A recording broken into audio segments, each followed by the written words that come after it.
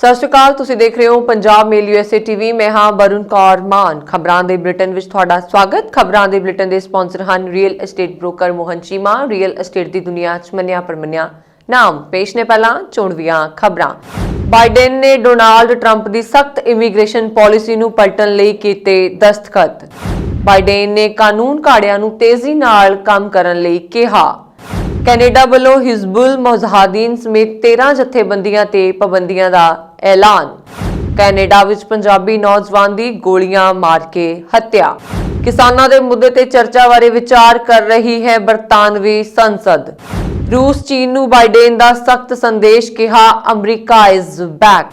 ਰੂਸ ਦੀ ਪਰਮਾਣੂ ਨੂੰ ਕਮਜ਼ੋਰ ਨਾ ਸਮਝਣ ਅਮਰੀਕਾ ਤੇ ਯੂਰਪ। ਮਿਆਂਮਾਰ ਵਿੱਚ ਵਿਰੋਧ ਪ੍ਰਦਰਸ਼ਨ ਰੋਕਣ ਲਈ ਫੇਸਬੁੱਕ ਤੇ ਰੋਕ। ਬਾਈਡਨ ਨੇ ਆਸਟ੍ਰੇਲੀਆ ਦੇ PM ਅਤੇ ਦੱਖਣੀ ਕੋਰੀਆ ਦੇ ਰਾਸ਼ਟਰਪਤੀ ਨਾਲ ਕੀਤੀ ਗੱਲਬਾਤ। ਅਮਰੀਕੀ ਅਧਿਕਾਰੀਆਂ ਵੱਲੋਂ 11 ਨਾਗਰਿਕ ਇਰਾਨੀ ਬਾਰਡਰ ਪਾਰ ਕਰਦੇ ਕਾਬੂ। ਕੈਨੇਡਾ ਜਾਣ ਦੇ ਇਛੁਕ ਵਿਦਿਆਰਥੀਆਂ ਲਈ ਵੀਜ਼ਾ ਨਿਯਮਾਂ ਵਿੱਚ ਹੋਇਆ ਬਦਲਾਅ। ਪੇਸ਼ ਨੇ ਹੁਣ ਖਬਰਾਂ ਵਿਸਥਾਰ ਨਾਲ।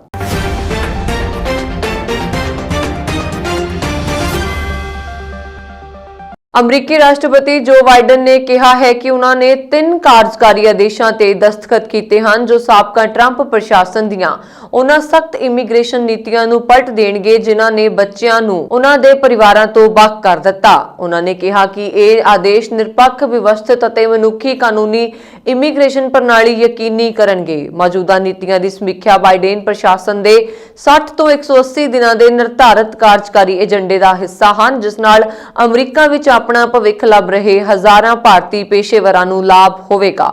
ਬਾਈਡਨ ਨੇ ਇਹਨਾਂ ਆਦੇਸ਼ਾਂ ਦੇ ਸੰਬੰਧ ਵਿੱਚ ਵਾਈਟ ਹਾਊਸ ਵਿੱਚ ਕਿਹਾ, ਮੈਂ ਨਵੇਂ ਕਾਨੂੰਨ ਨਹੀਂ ਬਣਾ ਰਿਹਾ, ਸਗੋਂ ਮੈਂ ਬੁਰੀ ਨੀਤੀ ਦਾ ਖਾਤਮਾ ਕਰ ਰਿਹਾ ਹਾਂ। ਬਾਈਡਨ ਨੇ ਕਿਹਾ ਕਿ ਅਮਰੀਕਾ ਕੋਲ ਨਿਰਪੱਖ, ਵਿਵਸਥਿਤ ਅਤੇ ਮਨੁੱਖੀ ਕਾਨੂੰਨੀ ਇਮੀਗ੍ਰੇਸ਼ਨ ਪ੍ਰਣਾਲੀ ਹੋਣ ਨਾਲ ਦੇਸ਼ ਵੱਧ ਮਜ਼ਬੂਤ, ਸੁਰੱਖਿਅਤ ਅਤੇ ਸੰਪੰਨ ਹੋਵੇਗਾ ਅਤੇ ਇਸ ਨਾਲ ਸਰਹੱਦਾਂ ਦਾ ਬਿਹਤਰ ਪ੍ਰਬੰਧ ਹੋਵੇਗਾ। ਉਹਨਾਂ ਨੇ ਕਿਹਾ ਕਿ ਕਾਰਜਕਾਰੀ ਆਦੇਸ਼ ਇਮੀਗ੍ਰੇਸ਼ਨ ਪ੍ਰਣਾਲੀ ਨੂੰ ਮਜ਼ਬੂਤ ਬਣਾਉਣ ਅਤੇ ਉਹਨਾਂ ਕਦਮਾਂ ਨੂੰ ਸਮਰਥਨ ਦੇਣ ਤੇ ਕੇਂਦਰਿਤ ਹੈ ਜੋ ਉਹਨਾਂ ਨੇ ਆਪਣੇ ਕਾਰਜਕਾਲ ਦੇ ਪਹਿਲੇ ਦਿਨ ਲੋਕਾਂ ਦੀਆਂ ਇੱਛਾਵਾਂ ਦੀ ਰੱਖਿਆ ਕਰਨ ਅਤੇ ਮੁਸਲਮਾਨਾਂ ਤੇ ਲੱਗੀਆਂ ਪਾਬੰਦੀਆਂ ਨੂੰ ਹਟਾਉਣ ਲਈ ਚੁੱਕੇ ਸਨ। ਬਾਈਡਨ ਨੇ ਤਿੰਨਾਂ ਵਿੱਚੋਂ ਇੱਕ ਕਾਰਜਕਾਰੀ ਆਦੇਸ਼ ਵਿੱਚ ਕਿਹਾ ਕਿ ਸੰਘੀ ਸਰਕਾਰ ਨੂੰ ਅਜਿਹੀਆਂ ਚੰਗੀਆਂ ਨੀਤੀਆਂ ਬਣਾਉਣੀਆਂ ਚਾਹੀਦੀਆਂ ਨੇ ਜੋ ਏਕੀਕਰਨ, ਸ਼ਮੂਲੀਅਤ ਅਤੇ ਨਾਗਰਿਕਤਾ ਨੂੰ ਵਧਾਵਾ ਦਿੰਦੀਆਂ ਹੋਣ ਅਤੇ ਇਹਨਾਂ ਵਿੱਚ ਦੇਸ਼ ਦੇ ਲੋਕਤੰਤਰ ਵਿੱਚ ਸਾਰਿਆਂ ਦੀ ਹਿੱਸੇਦਾਰੀ ਕੀਤੀ ਜਾਣੀ ਚਾਹੀਦੀ ਹੈ। ਉਹਨਾਂ ਨੇ ਕਿਹਾ ਕਿ ਅੱਜ ਅਸੀਂ ਰਾਸ਼ਟਰ ਨੂੰ ਸ਼ਰਮਿੰਦਾ ਕਰਨ ਵਾਲੇ ਸਾਬਕਾ ਪ੍ਰਸ਼ਾਸਨ ਦੇ ਉਹਨਾਂ ਕਦਮਾਂ ਨੂੰ ਪਲਟਣ ਜਾ ਰਹੇ ਹਾਂ ਜਿਨ੍ਹਾਂ ਨੇ ਬਾਰਡਰ ਤੇ ਇੱਕ ਤਰ੍ਹਾਂ ਨਾਲ ਬੱਚਿਆਂ ਨੂੰ ਉਹਨਾਂ ਦੇ ਪਰਿਵਾਰਾਂ, ਮਾਤਾ-ਪਿਤਾ ਤੋਂ ਦੂਰ ਕੀਤਾ ਸੀ।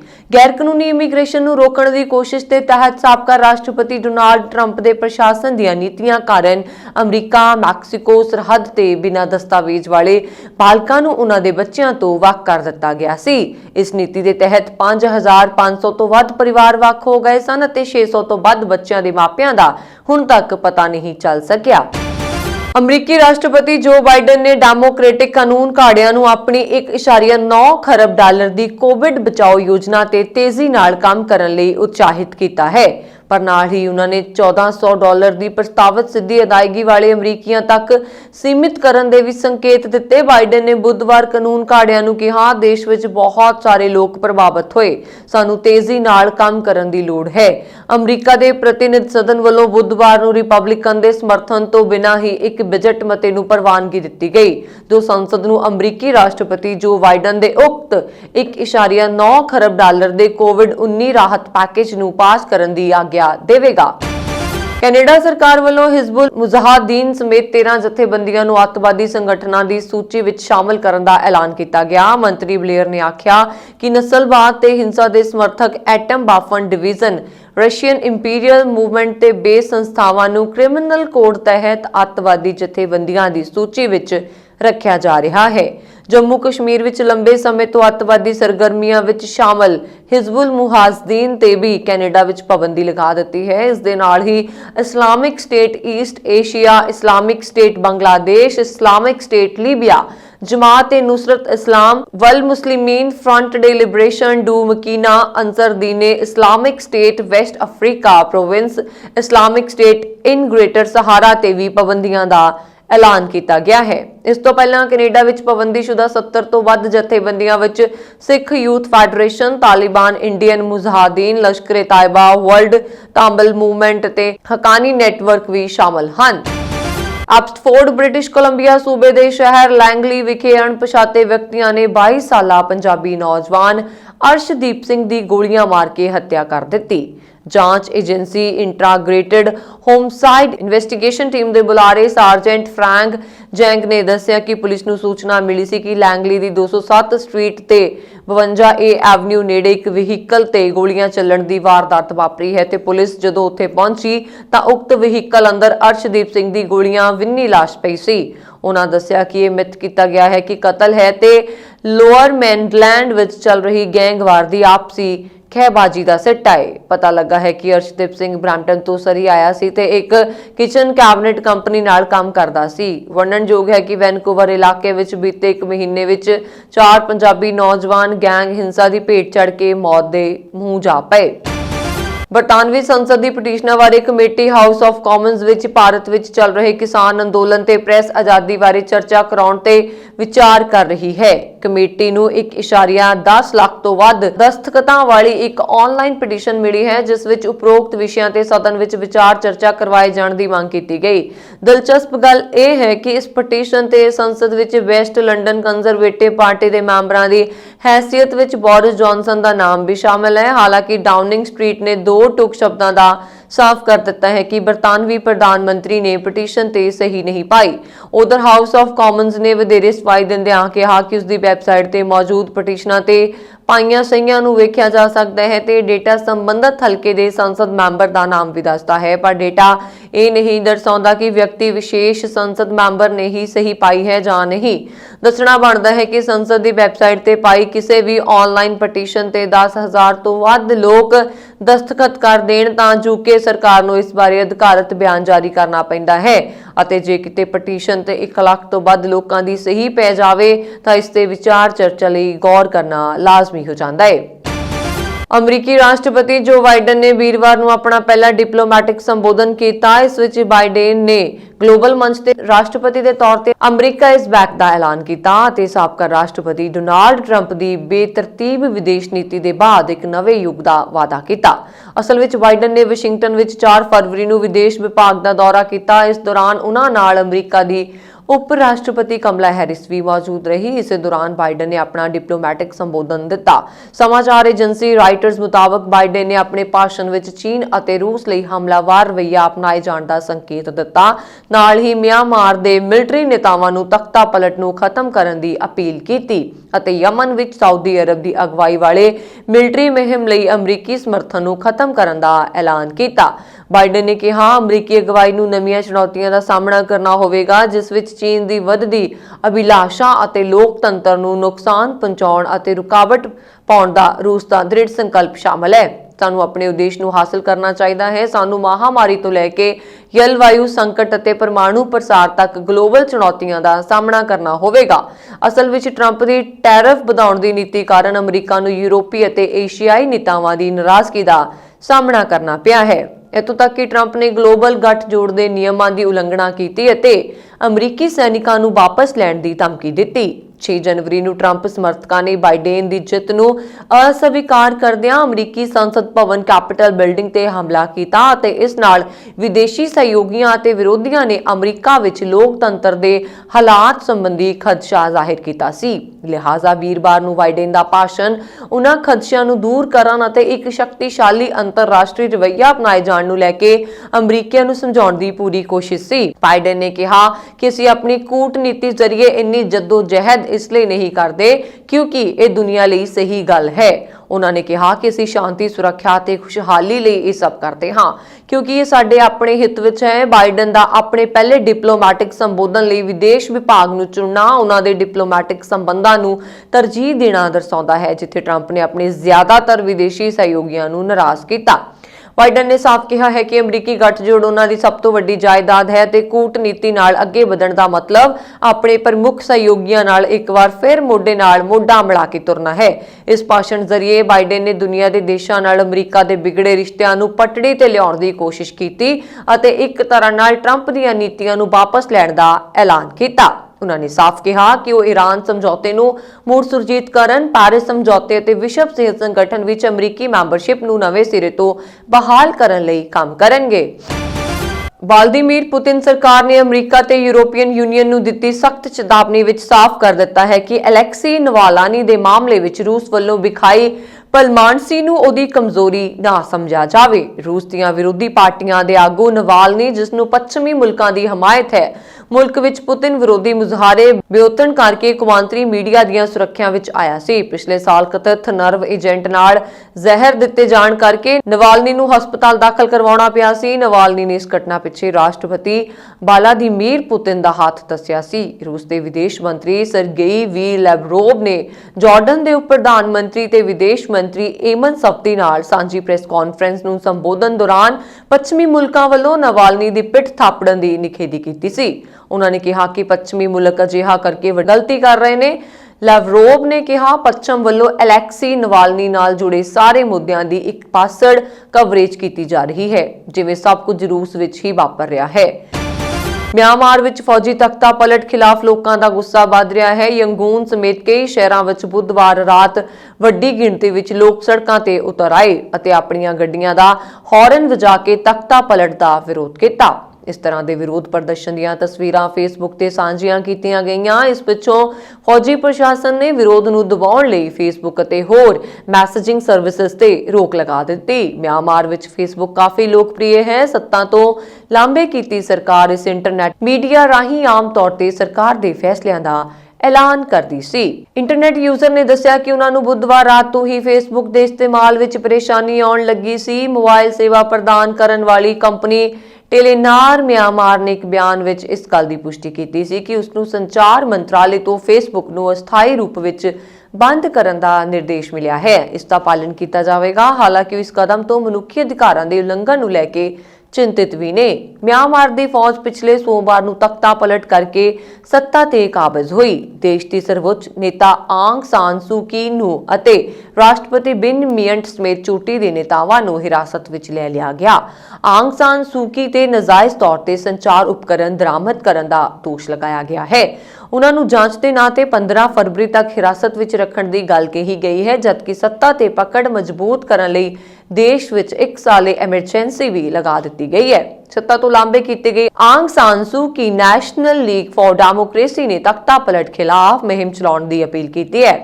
ਇਸ ਅਪੀਲ ਤੇ ਮਿਆਂਮਾਰ ਦੇ ਯੰਗੂਨ ਸਮੇਤ ਕਈ ਸ਼ਹਿਰਾਂ ਵਿੱਚ ਬੁੱਧਵਾਰ ਰਾਤ ਵੀ ਵਿਰੋਧ ਪ੍ਰਦਰਸ਼ਨ ਕੀਤੇ ਗਏ। ਇੱਧਰ ਦੇਸ਼ ਭਰ ਵਿੱਚ ਸਿਹਤ ਕਰਮਚਾਰੀਆਂ ਨੇ ਵੀ ਤਖਤਾ ਪਲਟ ਖਿਲਾਫ ਪ੍ਰਦਰਸ਼ਨ ਸ਼ੁਰੂ ਕਰ ਦਿੱਤਾ। ਸਰਕਾਰੀ ਹਸਪਤਾਲਾਂ ਦੇ ਸਿਹਤ ਕਰਮਚਾਰੀਆਂ ਨੇ ਬੁੱਧਵਾਰ ਨੂੰ ਇੱਕ ਬਿਆਨ ਜਾਰੀ ਕਰਕੇ ਕਿਹਾ ਕਿ ਉਹ ਤਖਤਾ ਪਲਟ ਦਾ ਵਿਰੋਧ ਕਰਦੇ ਨੇ। ਅਮਰੀਕਾ ਦੇ ਰਾਸ਼ਟਰਪਤੀ ਜੋ ਬਾਈਡਨ ਨੇ ਆਸਟ੍ਰੇਲੀਆ ਦੇ ਪ੍ਰਧਾਨ ਮੰਤਰੀ ਸੰਕਟ ਮੋਰਿਸਨ ਅਤੇ ਦੱਖਣੀ ਕੋਰੀਆ ਦੇ ਰਾਸ਼ਟਰਪਤੀ ਮੂਨ ਜੋਇਨ ਨਾਲ ਵਿਚਾਰ ਵਟਾਂਦਰੇ ਕੀਤੇ। ਇਸ ਦੌਰਾਨ ਉਹਨਾਂ ਨੇ ਮਿਆਂਮਾਰ ਤੋਂ ਲੈ ਕੇ ਚੀਨ ਤੱਕ ਦੀਆਂ ਗਲੋਬਲ ਅਤੇ ਖੇਤਰੀ ਚੁਣੌਤੀਆਂ ਅਤੇ ਕੋਵਿਡ-19 ਲਾਗ ਦੀ ਬਿਮਾਰੀ ਨੂੰ ਹਰਾਉਣ ਦੀਆਂ ਸਮੂਹਿਕ ਕੋਸ਼ਿਸ਼ਾਂ ਬਾਰੇ ਚਰਚਾ ਕੀਤੀ। ਵਾਈਟ ਹਾਊਸ ਨੇ ਜਾਣਕਾਰੀ ਦਿੱਤੀ। ਮੋਰਿਸਨ ਨਾਲ ਫੋਨ ਤੇ ਆਪਣੀ ਪਹਿਲੀ ਗੱਲਬਾਤ ਵਿੱਚ ਬਾਈਡਨ ਨੇ ਅਮਰੀਕਾ ਆਸਟ੍ਰੇਲੀਆ ਗੱਠਜੋੜ ਦੀ ਤਾਕਤ ਬਾਰੇ ਚਾਨਣਾ ਪਾਇਆ, ਜੋ ਕਿ ਇੰਡੋ ਪ੍ਰਸ਼ਾਂਤ ਅਤੇ ਵਿਸ਼ਵ ਵਿੱਚ ਸਥਿਰਤਾ ਦਾ ਕੇਂਦਰ ਬਣਿਆ ਹੋਇਆ ਹੈ। ਵਾਈਟ ਹਾਊਸ ਮੁਤਾਬਕ ਉਹਨਾਂ ਨੇ ਵਿਚਾਰ ਵਟਾਂਦਰੇ ਵਿੱਚ ਕਿਹਾ ਕਿ ਅਸੀਂ ਕਿਸ ਤਰ੍ਹਾਂ ਗਲੋਬਲ ਅਤੇ ਖੇਤਰੀ ਚੁਣੌਤੀਆਂ ਦਾ ਹੱਲ ਕਰਨ ਲਈ ਮਿਲ ਕੇ ਕੰਮ ਕਰ ਸਕਦੇ ਹਾਂ, ਜਿਸ ਵਿੱਚ ਚੀਨ ਨਾਲ ਨਜਿੱਠਣਾ, ਕੋਵਿਡ-19 ਲਾਗ ਦੀ ਬਿਮਾਰੀ ਨੂੰ ਹਰਾਉਣਾ ਅਤੇ ਮੌਸਮ ਵਿੱਚ ਤਬਦੀਲੀ ਦਾ ਮੁਕਾਬਲਾ ਕਰਨਾ ਸ਼ਾਮਲ ਹੈ। ਉਹਨਾਂ ਨੇ ਬਰਮਾ ਵਿੱਚ ਤਖਤਾ ਪਲਟ ਦੇ ਜ਼ਿੰਮੇਵਾਰ ਲੋਕਾਂ ਨੂੰ ਫੜਨ ਲਈ ਹੋਰ ਸਹਿਯੋਗੀਆਂ ਅਤੇ ਭਾਈਵਾਲਾਂ ਨਾਲ ਮਿਲ ਕੇ ਕੰਮ ਕਰਨ ਦੀ ਸਹਿਮਤੀ ਦਿੱਤੀ। ਦੋਹਾਂ ਨੇਤਾਵਾਂ ਨੇ ਸਾਂਝੀਆਂ ਕਦਰਾਂ ਕੀਮਤਾਂ, ਗਲੋਬਲ ਸੁਰੱਖਿਆ ਅਤੇ ਖੁਸ਼ਹਾਲੀ ਨੂੰ ਅੱਗੇ ਵਧਾਉਣ ਲਈ ਮਿਲ ਕੇ ਕੰਮ ਕਰਨ ਦੀ ਆਪਣੀ ਵਚਨਬੱਧਤਾ ਦੀ ਪੁਸ਼ਟੀ ਕੀਤੀ। ਦੱਖਣੀ ਕੋਰੀਆ ਦੇ ਰਾਸ਼ਟਰਪਤੀ ਮੂਨ ਜੇ-ਇਨ ਨਾਲ ਆਪਣੀ ਗੱਲਬਾਤ ਵਿੱਚ ਬਾਈਡਨ ਨੇ ਸੰਯੁਕਤ ਰਾਜ ROK ਗੱਠਜੋੜ ਨੂੰ ਮਜ਼ਬੂਤ ਕਰਨ ਲਈ ਆਪਣੀ ਵਚਨਬੱਧਤਾ ਤੇ ਜ਼ੋਰ ਦਿੱਤਾ, ਜੋ ਕਿ ਉੱਤਰ ਪੂਰਬੀ ਏਸ਼ੀਆ ਵਿੱਚ ਸ਼ਾਂਤੀ ਅਤੇ ਖੁਸ਼ਹਾਲੀ ਲਈ ਲੀਚੀਪਿਨ ਹੈ। ਦੋਹਾਂ ਨੇਤਾਵਾਂ ਨੇ ਕੋਰੀਆ ਦੇ ਡੈਮੋਕ੍ਰੈਟਿਕ ਪੀਪਲਜ਼ ਰਿਪਬਲਿਕਨ ਤੇ ਨੇੜਿਓਂ ਤਾਲਮੇਲ ਕਰਨ ਲਈ ਸਹਿਮਤੀ ਜ਼ਾਹਿਰ ਕੀਤੀ। ਉਹਨਾਂ ਨੇ ਬਰਮਾ ਵਿੱਚ ਲੋਕਤੰਤਰ ਦੀ ਤੁਰੰਤ ਬਹਾਲੀ ਦੀ ਜ਼ਰੂਰਤ ਤੇ ਵੀ ਸਹਿਮਤੀ ਜਤਾਈ।